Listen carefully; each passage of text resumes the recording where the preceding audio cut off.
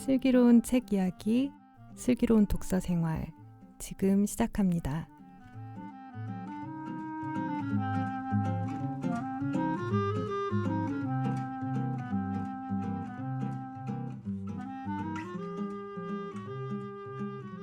여러분의 슬기로운 독서 생활의 가이드 슬기로운 독서 생활 지금 시작합니다. 안녕하세요. 번역하는 딴입니다. 저희 월간 비아 예수 역사와 만나다 편 이어가고 있고요. 2부에서는 본격적으로 책 내용에 대해서 살펴보도록 할게요. 그냥 가볍게 책 어떻게 읽으셨는지 각자 이 책 읽은 감상 가볍게 나눠주세요. 어느 분부터 얘기해 주실까요? 어떻게 읽으셨어요? 저는 그리고 1부 때 못했던 얘기와 함께 좀 같이 이어가겠습니다. 네네. 제가 이게 막 뭔가 되게 입이 근질근질하고 그게 떠올랐었는데 그걸 못 찾아서 되게 답답했었어요. 근데 좀 찾았습니다. 일부 들어보신 분은 아시겠지만 펠리칸이 되게 공헌한 것 중에 하나가 루터의 전집 55권짜리를 편집했다는 거. 그러니까는 종교 개혁자들 중에서 루터가 가장 글을 아마 많이 썼을 거예요.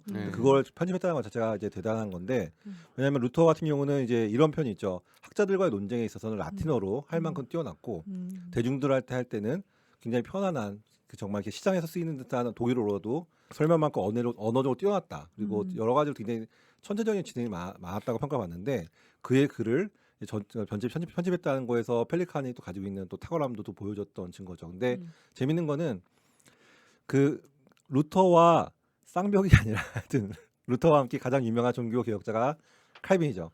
칼빈의 책 중에서 가장 유명한 건 역시 기독교 강요인데 미국 영미권에서 가장 표준적으로 보는 게 비버리지판이 있고 또 하나는 그 베틀사 맥닐이라는 분이 편집한 1960년에 나온 웨스트민스터 존 낙스 출판에서 나온 2권짜리 기독교 강가가 있거든요.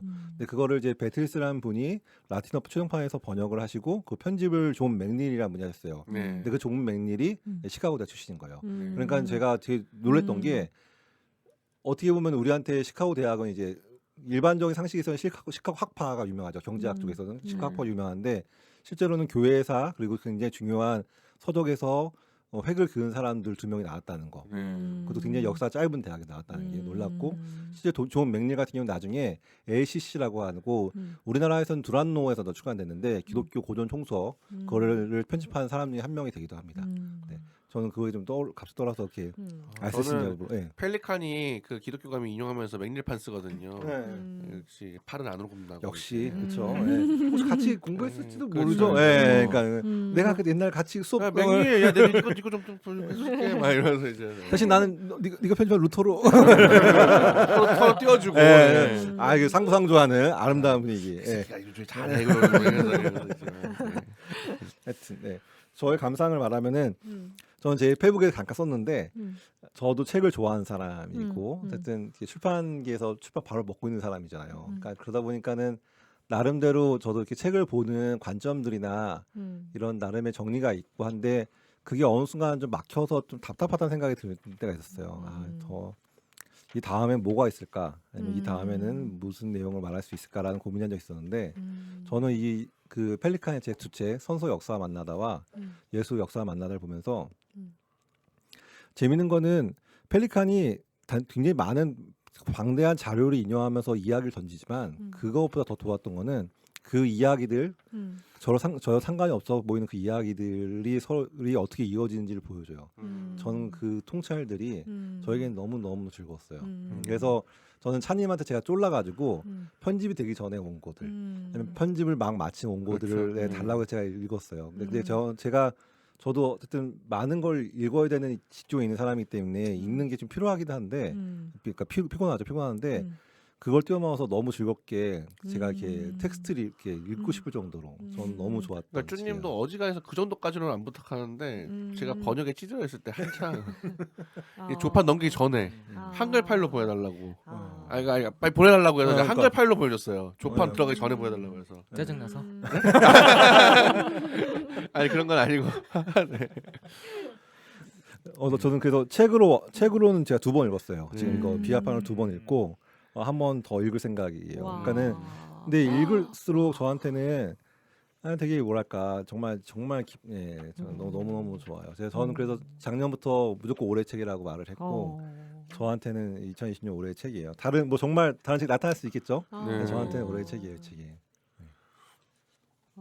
감사합니다. 저는 쪼님이 어쨌든 그때 그 번역을 고생하고 있을 때 그 맛있는 순댓국과 그때 그 스타벅스 잊지 못합니다. 네. 네, 저한테는 굉장히 큰 힘이 됐어요. 네. 음. 스타벅스 거기가 네. 뷰가 그렇죠.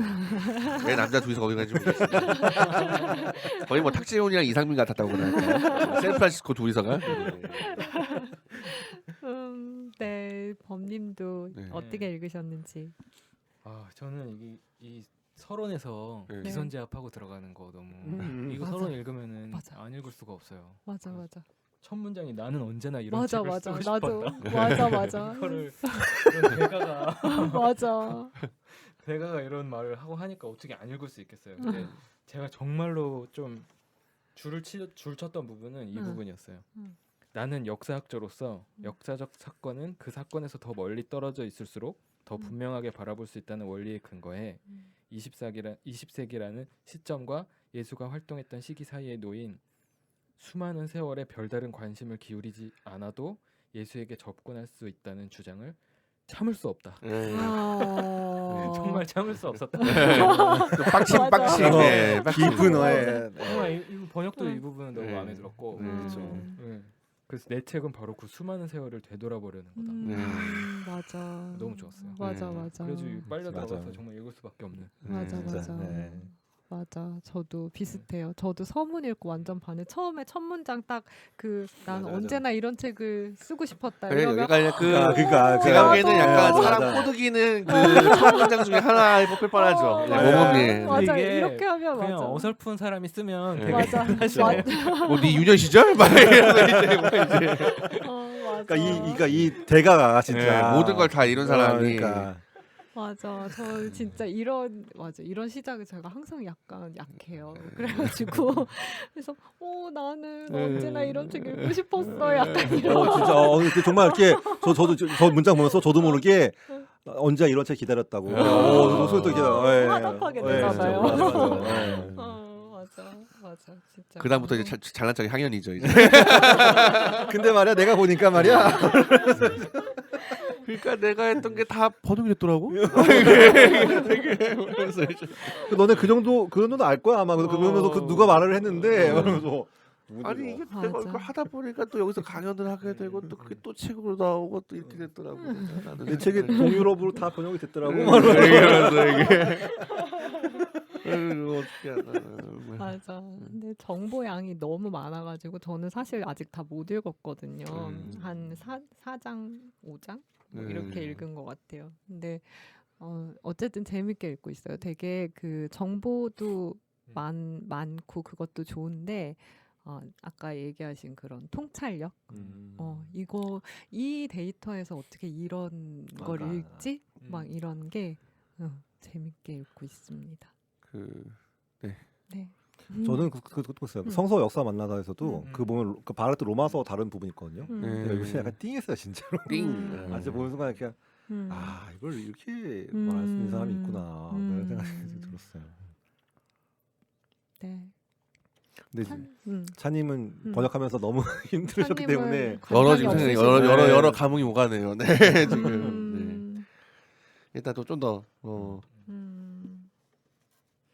저희 그러면 이제 책 본격적으로 내용 이야기를 좀 시작해 보기 전에 책 표지 이야기를 좀 표지. 먼저 해볼게요. 이게 좀 얘기를 안 할 수가 없어요. 여태까지 그 비아가 항상 표지가 되게 예쁘지만 그 중에서도 좀 되게 압도적으로 인상적인 표지예요. 그 어떤 뜻이 있어서 이렇게 디자인하셨을 텐데 일단 어느 분이 디자인하시나요? 디자이너분이 따로 계신지. 네, 디자이너는 따로 있죠. 네. 네. 저랑 같이 번역한 손수. 번역도 하고 네. 디자이너도 하고 네. 만능 노예입니까? 네. 아니 근데 그 아시겠지만 이제 기본적인 착상은 제가 비아의 디자인은 제가 총괄을 하고 손승우 군은 이제 그걸 구현하는 사람인데 손발, 네. 머리. 네, 그렇죠. 그러시구나. 네, 제가 디자인하는 네. 항상 그 얘기를 하는 거 있잖아요. 음. 저는 디자이너는 독창적일 필요가 없다. 음. 너는 내가 얘기하는 걸 구현하기만 해라. 영혼 머리를 쓰지 마. 그냥 내 말을 들어. 내 얘기를 잘 구현을 해. 이렇게 저는 항상 주문을 하거든요. 하드웨어로. 네. 그래요. 저희 이거 조금 더 설명해 주세요. 이거 이렇게 표지를 구성하신 의도? 근데 굉장히 직접적인 주제 맞아요. 어떻게 보면은 알 수 있을 것 같은데 네. 굳이 말하면은 어쨌든 저는 이 책을 결국엔 펠리칸이 뭘 설명하려고 한 거냐 성육신을 이야기한 거죠. 성육신. 근데 이 성육신을 어떻게 이 성육신이라는 게 그냥 딱 예수 한 사람일 수도 있지만 그 그렇죠. 예수에 대한 온갖 해석들로도 그쵸. 이 성육신이 표현된다 이런 거잖아요.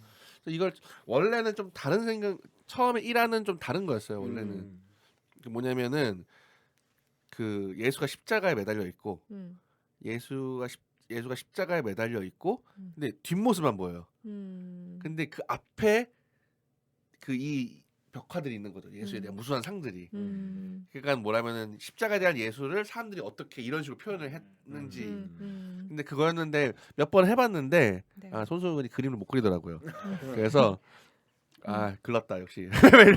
이거는 안 되고 그렇다고 또 제가 또 그리기에는 그 당시에 제가 사실 그림을 그릴 생각도 있었는데 뭐 제가 탈진 상태라서 너무 귀찮고 그러다가 갑자기 그 원래 원서에는 지금 이 눈 전체 그림인 이 우주의 지배자 그리스도 이콘이 하는 거예요. 근데 이 전체는 좀 매력이 없고 요 중에서 지금 이게 오른쪽 눈이잖아요. 네. 왼쪽 눈인가? 왼쪽 눈이라고 해야 되나? 왼쪽 눈이라고 하잖아요. 왼쪽 눈이지. 왼쪽 눈이 이게 예수님의 신성에 관한 눈이거든요.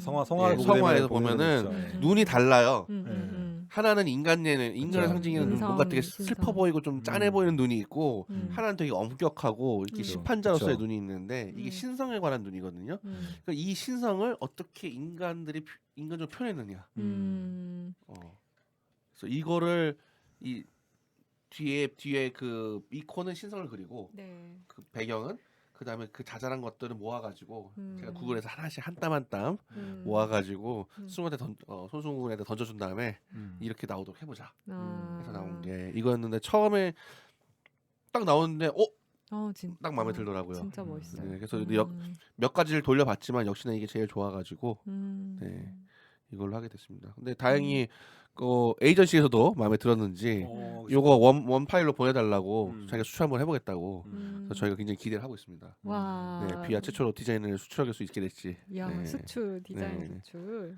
야. 그래 이거 하나 자체가 그러니까 이게 이콘이네요. 그쵸? 그쵸. 신성과 네. 인성이 같이 들어 있는. 네, 그렇죠. 예수 그리스도인 거죠, 그러니까 한마디로. 또 저희 번역 이야기를 안 해볼 수가 없죠. 또 네, 번역자분이 또 옆에 계시니까 네. 저희 일단 공역인데 공역하면은 비하에서 이렇게 절반씩 나눠서 하시는 건가요? 어떤 식으로 공역을 하시나요? 비아의 모든 제가 아는 한에서 네. 그러니까 제가 하면 공역이잖아요, 보통.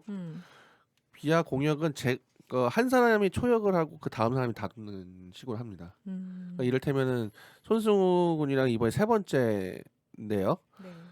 처음에 손승우 군이 초역 삶을 선택하라. 네. 손승우 군이 초역하고 제가 다듬었고 그 다음에 심판 때의 성 그리스도 제가 초역하고 손승우 군이 다듬고. 네, 그러니까 순서대로 그냥 요번에 손승우 군이 걸려서 손승우 군이 초역하고 제가 다듬고 그렇게 네. 했습니다. 네, 그래서 굉장히 허망하게 하고 있죠, 번역비에. 네. 그런데 뭐 그러면은 초역자가 너무 억울한 거 아니냐 압도적으로. 근데 둘이 호흡이 맞추다 보면 다 그 뒤에 있는 사람이 또 많은 걸 감당하게 돼 있다는 걸 알 수 있습니다. 네. 손수호 군이 나도 이제 프로페셔널이기 때문에 네. 자기 돈 받은 만큼은 줘서 돈 받은 만큼만 초역의 상태를 딱 해서 주더라고요. 믿고. 네. 전문가네요. 네. 저희 서로 좋죠 그게. 네. 공역이니까 역할을 해라 네, 이렇게. 그쵸. 네. 아주 저에게 일거리를 줘서 아주 감사하고 증오합니다. 이 각 장 첫머리에 십자가 네. 문장 들어가잖아요. 네네네. 이거는 원본에도 있는 거예요. 네, 원서에 있는 겁니다. 아. 재밌었어요 그것도. 네. 맞아요. 요소가. 맞아. 네. 맞아. 몰랐던 게 많아. 음. 그런 십자가 모양도. 그렇죠. 네. 그러니까 구성 자체도 되게 음. 알찼던 것 같아요. 네. 사진도 들어가고 그렇죠. 뭐 현대서부터 시작해가지고 뭐 음. 고전 인용되는 거 말할 것도 없고 네. 그런 번역도 네. 힘들었지만 또 이 책 만들면서 힘들었던 게 사진 자료 중에서 자세히 보시면 음. 펠리칸 본인 소장이 있어요. 그렇죠. 음. 그 밑에 그러니까 캡션에 보게 되면 네. 개인 수장품. 개인 내 거. 굉장히 짜증납니다. 그거. 구글에 안 나와요. 그런데 그 쭈님 아시겠지만 이게 워낙 오래된 책이어서 그쵸, 예. PDF를 받았는데 화질이 안 좋은 거예요. 이 원본 파일이. 네, 그 지급필도 그거. 예. 본인 그 직거 내 거임. 그걸 하나 더 있어요. 나중에 팍스크리스토라고 그렇죠. 팍스크리스토라고 그 베네딕토 그 회의에서 만든 그건데 본인 알고 보니까 본인이 받은 상이더라고요. 그거. 네, 내 거. 잘한 말인가 도대체. 나는 언제 이런 책을 쓰고 싶었다. 나는 돈을 벌어서 이런 걸 갖추고 싶었지. 약간 그런. 그래서 굉장히 이걸 내 책에 넣으려고 했는데 네. 나는 언제나 내 책에 이걸 넣고 싶었다. 그래서 그런 좀 책을 만들었을 때 힘이 들었던 기억이 납니다. 그리고 역주 이야기도 좀 해주세요. 저희 역주가 진짜 많은데 이거 지금 역주 몇 개나 되나요? 역주 한 200개 됩니다. 네. 아이고, 그 거의 찬님이 하신 건가요? 그렇죠. 네. 그러니까 초역자가 유리한 점은 바로 이 역주를 안 한다는 거죠. 야. 역주만 읽어도 사실 공부가 될 정도로 굉장히 상세하고 성실하게 가진 정보를 정말 때려 넣으셨어요. 진짜 그러다 보니까. 근데 굉장히 좀 또 고민이 많았어요. 사실은 이게 타겟 독자가 누구냐, 네. 어느 정도까지를 감안해야 되느냐. 음. 그러니까 처음에는 기준이 되게 단순하게 제가 모르는 사람, 네, 뭐 르네 위그 누구야? 막 이러고 뭐 월터 페이터 누구야? 막 이러고 이제 그래서 그냥 제가 심심풀이를 어떻게 보면 구글이나 이렇게 해서 찾아서 해놨는데 그러다 보니까는 딴 사람들도 모를 것 같은 사람들도 이 사람들 딴 사람들 이 사람들은 아려나? 이런 애매한 뭐 이를테면은 뭐 아벨라의 뭐 보나벤투라까지는 안다 하더라도 그렇죠. 네. 뭐 이를테면은 뭐 그 여기에 그 갑자기 기억이 안 나네요. 스페인의 어떤 영성가 막 이런 사람들은 어떻게 아나? 이걸 해줘야 되나? 뭐 현대 신학자에서 뭐 칼바르트 정도야 알겠지만 다른 신학자들은 좀 알까? 어떻게 어느 선까지 굴까? 몰라요. 그런 거는 저한테 물어보세요. 네. 저도. 네, 저는 여기서 나오는 신학자들 반도 모르는 것 같아요. 네. 그래서 그러니까 최대한 친절하게. 네. 어떤 게 제일 힘드셨어요? 펠리칸이 굉장히 문장이 그러니까 펠리칸이니까 어떻게 보면 네이티브 아메리칸이냐 아니거든요. 그쵸. 제가 보기에는 약간 동유럽계 본인도 앞장에 서문에 나오지만 동유럽계 미국인이라고 하잖아요. 저 예수 크리스토스를 먼저 배운 사람이다. 네. 그런 말 하죠. 그게 느껴졌어요. 그래서 제가 번역을 몇 번 하다 보니까는 네이티브 아메리칸이 쓰는 그리고 그 웰 에듀케이티드 고등 교육을 받은 사람이 쓰는 미국 문장이랑 좀 달라요. 맞아요. 무르스키 막 이러면 이렇게 막 그 러시아 사람들 만나면 막 그렇게 하는 장광설 들어오는 그런 느낌 있잖아요. 그런 게 펠리칸의 문장의 느낌이 있어요. 그 진짜 막 지식이 그러니까 보시면 알겠지만 맞아. 막 지식이 막 터지는 것 같잖아요. 이게 맞아 막. 맞아. 그러니까 이게 스스로가 이게 한번 확 올라오기 시작하면 절제가 안 되나 봐요. 정말 그냥 확 네. 쏟아내요. 그 속에. 그게 또 사실 원문 뭐 다 세미콜론으로 연결돼 있거든요. 아우.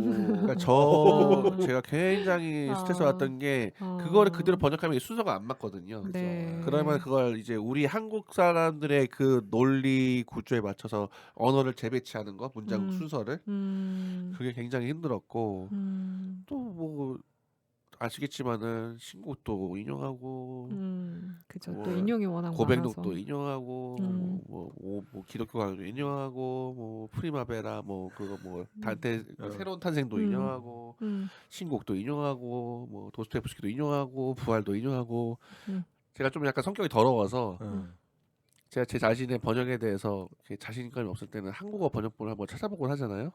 그래서 요번에 번역 그 책을 일단은 뭐 아시겠지만 신국 네. 신국론 아고스티누스 신국론, 네. 본도 출판사에 나온 거 그게 18만 원인가 그럴 거예요. 네.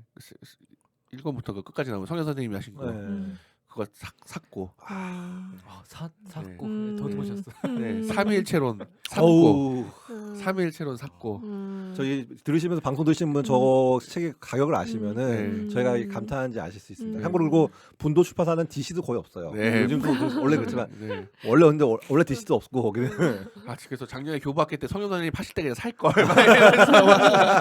네, 저 3일체론 들고 오셨는데 역자가 직접 드리는 사인도 받고 괜히 그냥 했다가 그리고 뭐 톨스토이 부활 또 샀고 네, 그래서 뭐 한 번역하느라 산 책이 한 50만 원 되는 것 같아요. 번역비 받아서 통역인데 또. 그래서 그러니까 이거 받아가지고 그러니까 초역자는 필요가 없어요. 그렇게 하지. 뭐 저를 믿고 그냥 넘긴 거겠죠. 그런 거 검토는 내가 다 알아. 저는 그래서 그리고 그런 펠리칸이 종종 그런 거 있어요. 내가 번역했다. 그러니까 본인이 번역한 건데 문제는 펠리칸의 번역 이전의 원본이 뭔지가 우리는 그러니까 펠리칸이 이를테면은 그런 거예요. 펠리칸이 그 여기서 몇 장이지? 9장 제목이 제가 완전한 인간이라고 한 장이 있어요.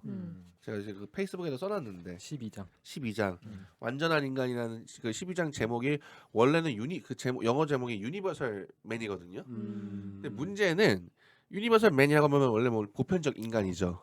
보편 인간. 근데 문제는 이 유니버설 맨이라는 말이 어디서 왔냐는 거예요. 이거는 우모 유니버슬레라는 그 야코프 부르크하트가 쓴 이탈리아 르네상스 문화에서 그 당시 르네상스 사람들이 그리던 최인간의 이상향은 우오모 유니버셀레였다. 그러니까 원래 이탈리아인 거예요. 그쵸, 네. 그러니까 그때 인간은 그 야코프 부르크하트가 인간을 세 가지로 구분을 해요. 그래서 우오모 싱글레, 뭐 그다음에 우오모 마지막 단계가 우오모 유니버셀레인데 그때 유니버설은 건 인간의 어떤 포텐셜이 전부 다 완벽하게 이루어진 상태거든요. 그러니까 보편 인간이라고 번역을 하면 안 되고, 그러니까 그러니까는 펠리칸은 그걸 알면서 그냥 유니버셜 맨이라고 옮겼지만 원래는 그 맥락에 따르면은 그거는 완전한 인간인 거예요. 전인인 거예요, 전인이란 말이에요. 예. 그러니까 그런 게 힘든 거죠. 그런 걸 검토하려면은. 예. 그래서 굉장히 머리가 아팠습니다. 네. 아유. 이 에피소드 하나로 충분히 설명이 됐을 거라. 덕분에. 퍼펙트. 그냥 이 하나가 영어가 그냥 영어가 아니라 이 원래 라틴어인데 아마 영어로 바꾼 거다. 그럼 라틴어 원래 뭐였지? 그러면 그것도 원래도 생각을 좀 해봐야 되니까. 펠리칸의 번역이 좋다는 보장이 없거든요. 펠리칸은 그냥 그냥 그거지 뭐 이렇게 했는데 영감님 막 이러면서. 네. 네, 아유. 저희 이제 본격적으로 책 내용 이야기를 좀 해볼게요. 이 책의 특징이 있다면 뭐라고 설명을 해줄 수 있을까요? 안 읽으신 분들한테.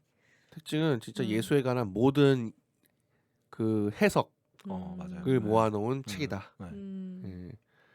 근데 좀 인상적인 게 좀 오독을 좀 이 제목에서 좀 오해를 좀 많이 하신 것 같아요. 제 비아가 보통 이제 공유 이벤트를 하는데 댓글에서 처음으로 굉장히 인상적인 대답을 봤어요. 예수 역사와 만나다 예수의 역사를 알기 위해선 복음서만 읽으면 된다. 네, 그런. 저 처음에 그 무슨 말인지 몰랐어요. 따님도 보셨거든요. 네. 무슨 말인지 모르겠는 거예요. 이 책의 댓글이 왜 복음서를 보면 된다지? 이게 왜 그런 댓글이 있지? 이렇게 했는데 역사적 예수랑 제가 보기엔 예수의 역사성이랑 그러니까 그 혼동을 하신 것 같아요. 그 설명 듣고 이해를 했어. 그렇죠. 예. 그러니까 역사적 예수 그런 얘기 하는 건 줄 알고 그쵸. 제목 보고 이제 그리고 제가 보기에는 좀 더 나아가서는 그걸로 충분하다. 그 이해를 우리가 받아들이는 게 중요하지. 그동안의 어떤 그 사람들이 어떻게 이해하는지 아는 게 뭐가 중요하냐. 이런 것도 있었던 것 같아요. 그런 네. 것도 있으시고. 아까 그 법문기를 읽어주신 그 문장을 그쵸. 펠리칸이 가장 참을 수 없는 사람들인 거죠. 이거죠. 네. 확 그런 드러내요. 분들이 네, 두 분이 네. 계셨다. 네. 그 말씀하실 수 있는데 네. 사실 좀 그렇구나. 좀 애매한 느낌이에요. 그런 말을 할 수 있는데 읽어보고 네. 훑어보고라도 하면 좀 다른 이야기를 할 수 있는데 그쵸. 보통 이런 댓글을 다는 그 목적 자체가 네. 약간 이제 책에 대한 비토잖아요, 사실은. 그쵸. 그러니까 네. 이제 그 의도성 때문에라도 참을 수 없죠.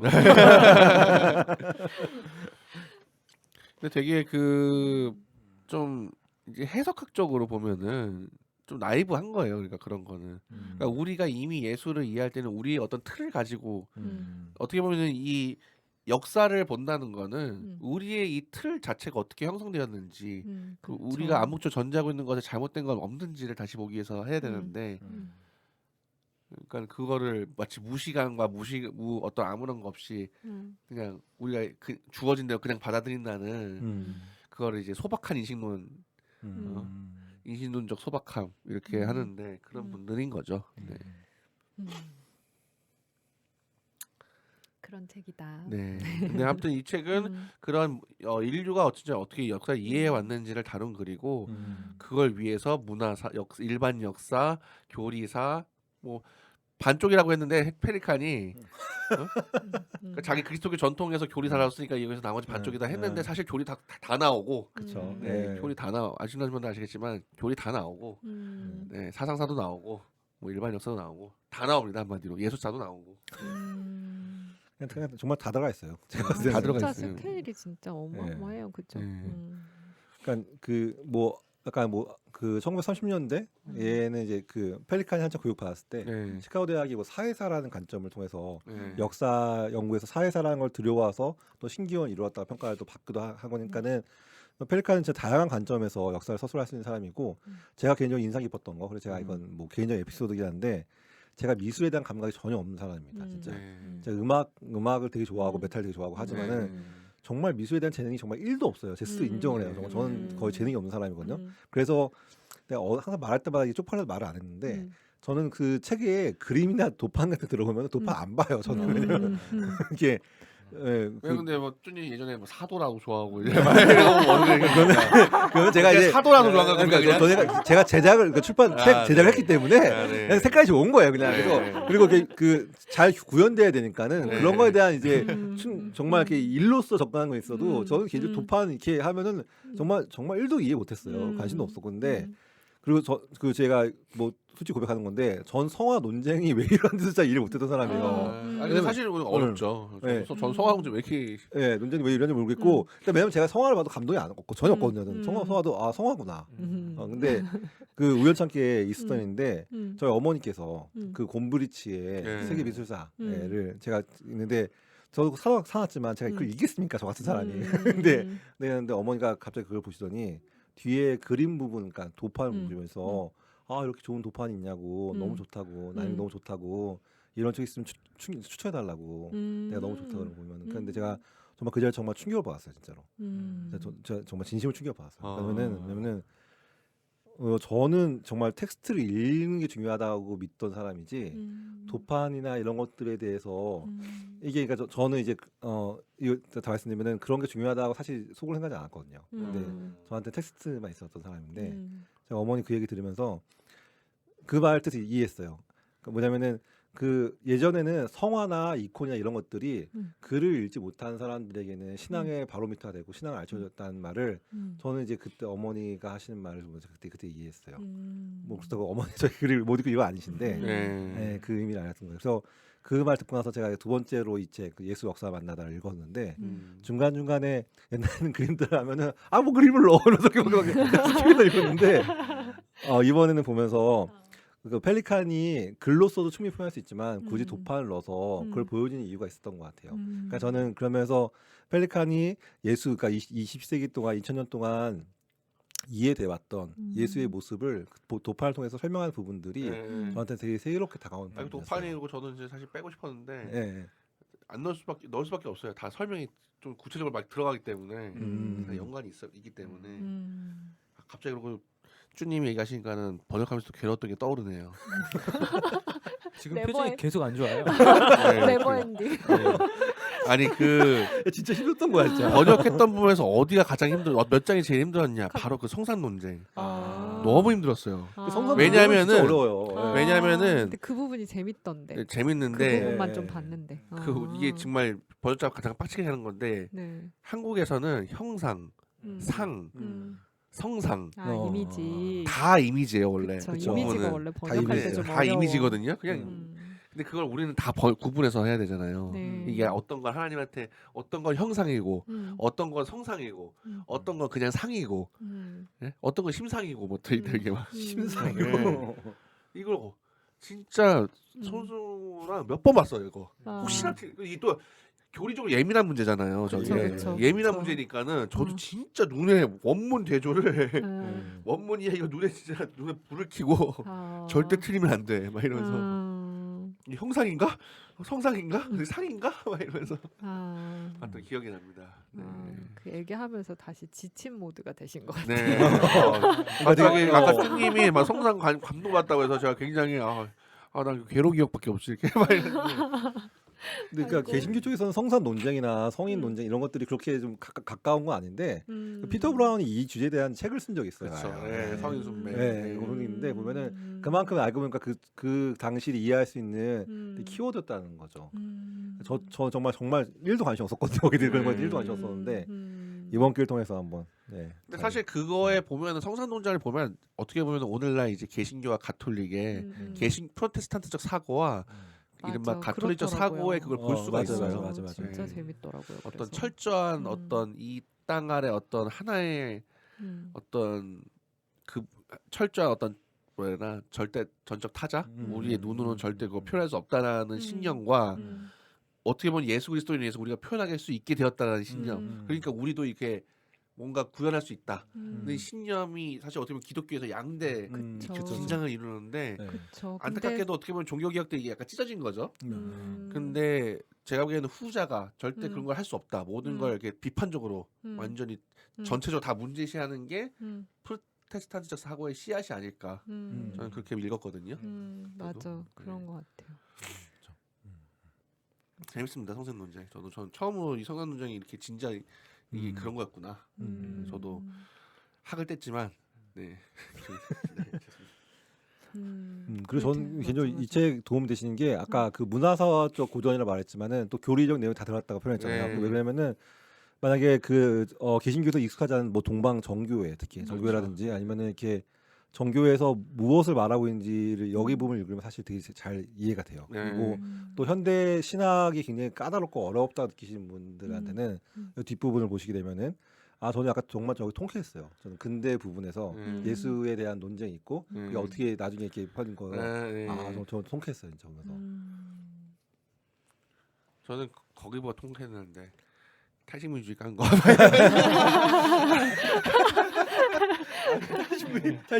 탈식민주의 지겨워가지고요. 모든 현대적인 게 지겨워서.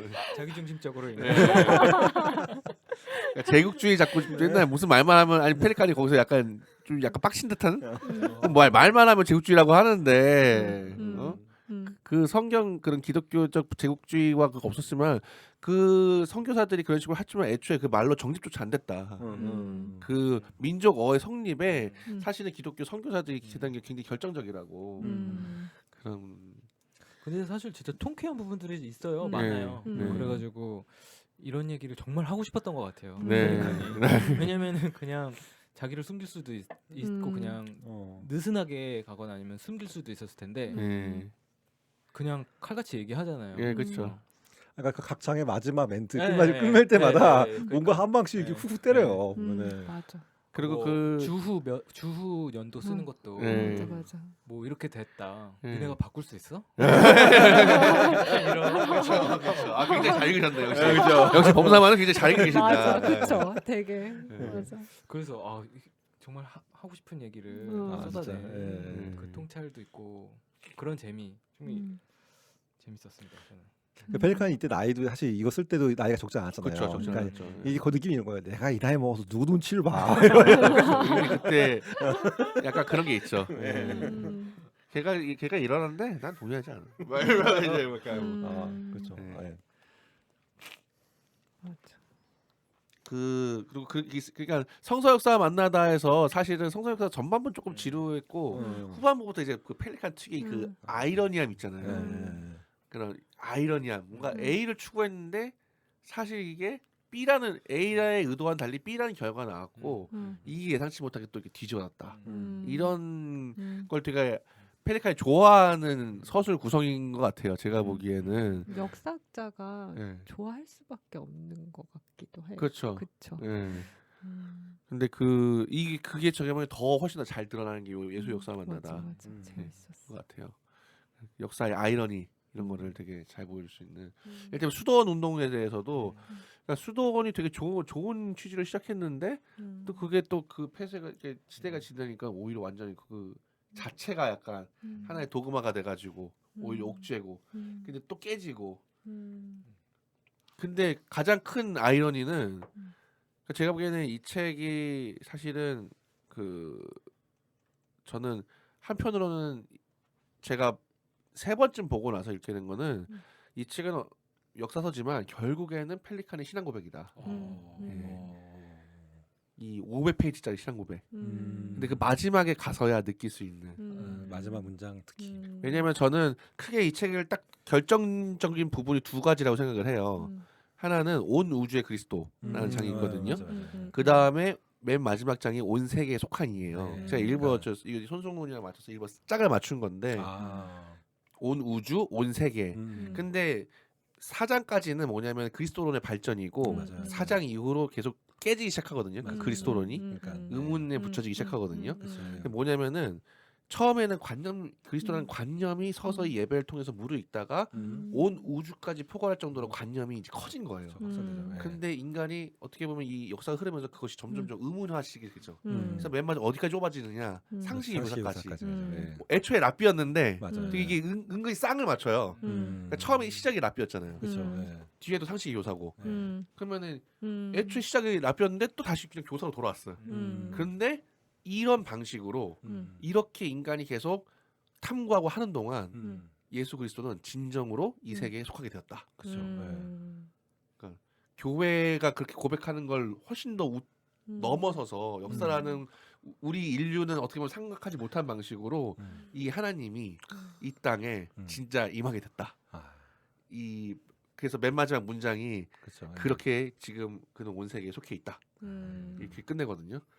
멋있다. 이게 완전 저는 그걸 제 나름대로 그렇게 독법으로 읽은 순간 약간 전율이 어떻게 이렇게 이 역사학자가 그리는 그 스케일이란 거는 진짜 이런 거구나. 스케일이 정말. 그 역사의 어떤 이 2000년의 아이러니 막 사람들이 그 시대에는 막 예수 거부하고 막 예수 쓰레기야 뭐 인간이야 뭐 이게 하는 동안 어떻게 보면 그 안에 우리에게 착지하게 되는 거잖아요. 예수라는 관념이 어떻게 구체적으로 살을 잇고 그렇게 온 세계에 있게 됐다고 예수가 2000년 동안. 그러니까 지금 사실 찬님이 말하는 저 독법이 제가 봤을 땐 번역자도 했고 워낙 충실히 읽으셨기 때문에 보이셨던 그 기준점인 것 같아요. 그러니까 사실 이 책을 펠리칸이라는 역사학자의 신앙 고백이다. 이렇게 말하면 많은 분들이 이해를 못 하실 텐데 찬님의 그 지금 설명을 들으면은 이 책을 읽으셨던 분들 누구나 다 동의하실 수밖에 없는 그 점인 것 같아요. 저는 특히 상식 교사 부분 거기 보면은 아까 말씀하셨듯이 정말 예수 그리스도라는 그 분이 정말 굉장히 약간 비참할 정도로 쪼그라들어요. 그 지점에서 보면 되게 정말 이렇게 역사 비평 내지는 이런 걸 예수 연구를 통해서 예수라는 존재 자체가 정말 다 제 표현대로 하게 되면 발가벗겨지거든요. 그래서 정말 작은 사람이 만들어지는데. 근데 애초에도 시작은 작은 사람이었던 거죠. 원래. 음. 원래는 돌아온 거예요.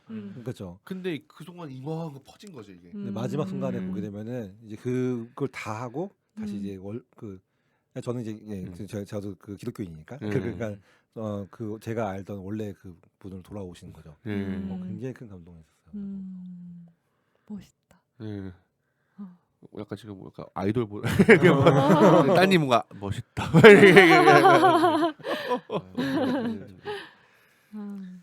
근데 어쨌든 저는 이거 저 말고도 또 다른 도법으로 이렇게 보시면은 어쨌든 재밌게 보실 책이에요. 그러니까 이제 여러 가지 길이 있고 만약에 슬독에 나는 이 방법을 읽었다라고 읽어주시면은 너무 좋죠 진짜로. 네. 댓글에서 보시면 제가 기꺼이 선물을 보내드리겠습니다. 네. 또 다른 도법을 대시해주는 분은. 네. 지금 약간 연결돼서 이야기를 한 것 같은데 이 책을 어떻게 읽으면 좋을지 간단하게 그냥 그걸로 마무리할까요? 아니요, 저는 역자로서 그러니까 이 책은 한 2번 정도는 최소한 보는 게 좋을 것 같아요. 처음에는 그냥 일단 흐름을 탄다고 해야 되나요? 그 이 사람의 이야기를 그냥 쭉 보고, 두 번째는 아무래도 각주가 많으니까 각주까지 꼼꼼하게 보시면 최소한 2번은 보시는 게 본인한테도 좋을 거다. 네. 쭈님은 그렇지 않습니까? 저도 일단 이 책은 다독이 필요한 책이고요. 예. 그 아까 찬님께 말씀하셨듯이 그 방법 좋고 저는 뭐 제가 언제 항상 말씀드린 건데 빨리 읽으려고 마음 먹지 마시고 이 책은 그 완독보다는 본인이 이렇게 천천히 음미하면서 읽는 게 더 중요한 책이에요. 다 읽지 못하더라도 물론 다 읽으면 제일 좋죠. 근데 저는 그렇게 권하고 싶고 왜냐면은 개인적인 바람은 항상 그 책을 읽을 때 저는 아까 찬님께서 말씀하신 그 장의 주제가 단순한 주제가 아니었어요. 제가 보니까 그 장의 주제, 그 제목에 진짜로 그 제목만 앞에 목차만 몇 번 보시게 되면은 펠리칸이 너무 많은 정보를 말하기 때문에 사실 지금 길을 잃을 수도 있거든요. 그럴 때마다 그 각 장의 제목을 떠올려 보시면은 펠리칸의 의도를 좀 더 따라가지 않으실까 저는 생각하고 있습니다. 맞아요. 그것도 하나의 조언이 될 수 있겠네요. 정보에 짓눌리시면 안 됩니다. 정보가 엄청 많지만. 맞아. 그렇게 쉬워. 네. 공부하면서 읽었으면 좋겠어요. 저도 같이 공부하면서. 왜냐면 이제 개인적인 경험으로 펠리칸 이 책이 10년만 먼저 나왔었던 제가 참고하면서 재밌게 공부할 수 있었을 텐데 이제야 나와서 근데 이제 한 10년 뒤, 20년 뒤를 상상하게 되는 것 같아요. 이 책이 어떤 역사 신학이나 신학을 공부하는 이들의 필독서가 되어서 그 친구들은 이제 이 책이 어떻게 나왔는지 잘 모르겠죠. 이 팟캐스트 방송을 들으면서 번역자가 어떻게 자기를 갈아 넣어서 만들었는지 뭐 그런 이야기들도 좀 회자되고 그런 모습들을 좀 상상하면서 저는 읽었어요. 그러면서 이제 하드커버였으면 더 좋았겠다. 야 정말 그런 2세 3세 가가지고 그런 일도 있었으면 좋겠네요. 하드커버 판을 뭐 다시 뭐 하면 좋겠네요. 잘 돼서. 네. 저희 이 책이랑 같이 읽어볼 만한 책도 또 같이 얘기를 좀 해볼게요. 어떤 책 같이 읽어보면 좀 도움이 될까요? 뭐 아무래도 펠리칸 성서 역사 만나다. 그렇죠. 네, 일단 그게 더 나중에 쓰여진 책이어서 좀 더 읽기 편하기도 하고 이 펠리칸식의 어떤 그 정보 쏟아지는 정보와 어떤 특유의 서술 방식을 좀 몸에 새겨둔 데는 좋은 책인 것 같아요. 그 책이 먼저 보고 이 책이 좀 더 확실히 이 책이 더 나이가 젊었을 때 팔팔할 때에서 그런지 더 정보량이 더 쏟아지고 그때는 사실 각주도 별로 안 쓰셨고 성서 역사 만날 때는 그냥 내 기억 나는 것만 얘기할게 약간 이런 느낌인데 이거는 한창 팔팔할 때 쓰셔가지고 나는 사실 새끼들아 이러면서 이제 하시는 것 같아서 성서 역사 만나 좀 하신 다음에 보시면 좋을 것 같습니다. 또 어떤 책 있을까요? 사보금서? 사보금서 그쵸? 사보금서 그렇죠. 죄송한데 진짜 꼭 추천은 아무래도 시중에서 구하기 힘들 것 같은데 복집에서 절판 선언을 해서 어떤 로버트 루이스 일켄의 초기 기독교 사상의 정신이라는 책이 있어요. 근데 사실 그 책이 정말 걸작이거든요. 정말 방송 들으신 좋으신 분들한테 좋은 소식 하나 있습니다. 뭐예요? 절판이 안 될 것 같습니다. 그러신가요? 네, 찬님 좀 더 소개해 주세요. 네. 이게 왜냐면은 그러니까 제가 그 교회사 크게 둘로 나뉜다고 했잖아요. 하르낙, 그다음 펠리칸 계열. 근데 루이스 그러니까 하르낙이 뭐냐면은 되게 유명한 태제가 기독교의 헬라화 어디서 다 들어보겠죠. 기독교가 헬라 철학을 말아서 이게 망가지고 복음이 이래가지고 너무 관념화되고 막 철학화되고 그리고 이제 철학적으로는 헬라화되고 정치적으로는 로마화돼가지고 이제 망가졌다 기독교가 돌아가자 그러면 초대교회까지 가면 또 이렇게 해서 이제 아나베프티스트 쪽 계열에서 보통 네. 그 타락의 기점이 거의 그점부터 이제 잡잖아요. 아니 그 황제. 네, 그러니까 밀라노 칙령 그쪽부터 났잖아요. 그러니까는 아니면 좀 더 심하게면 바울부터 원흉이었다 애초에 바울 자체가 쓰레기였다 이제 그렇게 가는데 그런 거에 어떻게 보면 시초가 그런 생각을 한 게 하르낙이에요. 그렇죠. 네. 네. 근데 하르낙은 어떻게 보면 결과적으로는 그 헬라화되기 이전에 복음의 본질을 알려면 역사 탕력 행을해서 그 껍질들을 다 깨버려야 된다. 그래야지만 그 본질이 이룰 수 있다. 남을 것이다. 그렇게 했던 건데 그거에 반대했던 게 펠리칸입니다. 그렇죠. 네. 그러니까 본질이라는 거는 그런 식으로 그러니까 어떻게 보면 예수 그리스도라는 게 그 당시에는 처음엔 랍비였을 수도 있어. 근데 어떻게 보면 예배 부활하고 오히려 한참 뒤에서야 나의 주님 이 생각을 하고 더 그 생각이 깊어지니까 그러면 정말 그 예수와 하나님의 관계가 뭘까? 그런 뒤에 단순히 뒤에 나온다고 해서 썩고 왜곡되고 이러는 게 아니라 오히려 더 깊어지고 넓어지고 그럴 수 있는 거다. 너무 멋있어. 네. 왜냐하면 우리가 또 성령의 역사를 신뢰한다면 그런 게 아니겠느냐 하면서 전통의 가치를 복구시킨 게 펠리칸이에요. 근데 그거를 이어받아서 기독교의 헬라화가 아닌 기독교가 헬라화된 게 아니고 헬라가 기독교화된 거다. 그렇죠. 로마가 기독교화된 거다. 그 태제를 실현시킨 게 그거를 이제 펠리칸은 전체적인 맥락에서 보였다면은 이 초기에 그 가장 뜨거웠던 그 시기 그거를 데이터를 분석해서 해준 게 로버트 유리스 윌켄입니다. 그렇죠. 네. 네, 그래서 그거를 보여주는 책이 초기 기독교 사상의 정신이에요. 그래서 아주 저는 그 나올 때 예전에 쭈님 그 책이 나오자마자 저는 그 책이 굉장히 열광하고 잘 되길 바랬는데 절판된다고 해가지고 굉장히 절망했다가 안 되는 건가 했는데 어쨌든 절판 안 하셔가지고 너무 다행입니다. 꼭 로버트 유리스 윌켄 그렇게 될 것 같습니다. 안할 것 기억하십시오. 같습니다. 네. 그러니까 일진 역사계 또 일진입니다. 또 로버트 유리스 일진도 윌켄. 일진이죠, 네. 진짜. 네. 또 어떤 책 있을까요? 저는 책이 아니라 글 하나를 제가 소개해드릴게요. 그 손태환 목사님이라고 아마 아실 겁니다. 손태환 목사님이라고 해서 검색하면 아실 텐데 지금 미국에 계시죠? 시카고 쪽에 계시는 분인데 이분도 시카고네. 그러니까 이분께서 그 옛날에 청어람에 기고하신 글 중에서 하나가 상남자 예수라는 글이 하나 있어요. 그러니까 이 책이 그러니까 그분께서 드루에서 공부하시면서 그의 스승이었던 분의 어떤 수업에서 있었던 내용들을 또 이제 본인이 소화하셔가지고 쓰신 건데. 예수 그리스도 그러니까 이게 어메리칸 지저스라는 수업이 있었대요. 그러니까 예수님이라는 분 자체가 미국에서 어떻게 비춰지고 어떻게 수용되는지 그래서 하면서 이제 손태환 목사님이 여기 더해서 한국에서 예수님이라는 분이 어떻게 비춰지고 소화되고 있는지 이런 것들에 대해서 글을 썼거든요. 그러니까 아주 좀 길긴 한데 되게 읽을만해요. 예수님이라는 분 자체가에 대해서 현대 문화, 이것도 문화사 접근이죠. 현대 문화에서 예수님이라는 분이 어떻게 비춰지고 있는지를 알 수 있는 되게 독특한 책이고 재밌어요.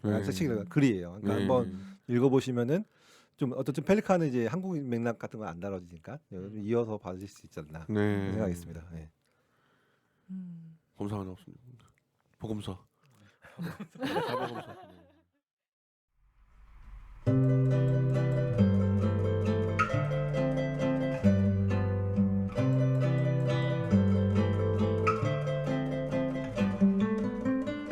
저희 이렇게 지금까지 학자들의 학자, 역사학자 중에 역사학자 야로슬로 펠리칸이 쓴 예수 역사와 만나다를 살펴봤습니다. 설 연휴도 지나고 본격적으로 새해가 시작됐는데요. 한 해 출발하시면서 이렇게 긴 호흡으로 읽을 수 있는 책 음미해 보시는 건 어떨까요? 저희의 슬기로운 독서 생활은 청취자분들의 슬기로운 독서를 항상 응원합니다. 풍요로운 독서 여정 되시길 바라고요. 다음 시간에 만나요. 여러분 감사합니다. 감사합니다. 감사합니다.